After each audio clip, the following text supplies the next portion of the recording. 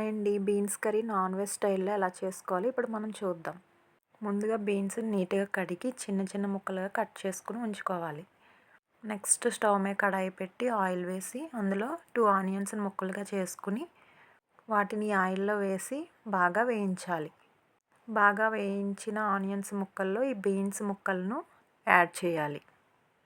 Beans ముక్కలు బాగా మగ్గడం కోసం కొంతసేపు మూత పెట్టి ఒక 5 నిమిషాల వరకు బాగా మగ్గనివ్వాలి. మనం మసాలా తయారీ చూద్దాం. మసాలా కోసం నేను ఏమేమి వేసానో ఇక్కడ చూపిస్తున్నాను చూడండి. ఫస్ట్ ఒక చిన్న మిక్సీ జార్ తీసుకొని దానిలో ఒక సగం ముక్క ఆనియన్ పీసెస్ని వేయండి.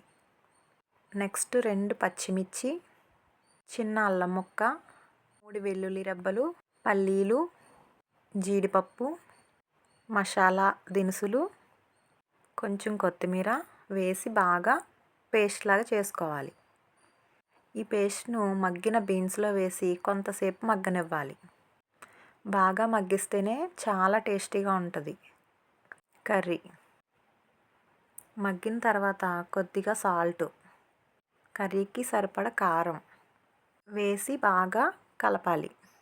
నెక్స్ట్ తగినంత వాటర్ని వేసి బాగా ఉడకనివ్వాలి. ఇంతే, టేస్టీగా ఉండే beans curry ready. Thanks for watching. Please subscribe to my channel. Thank you.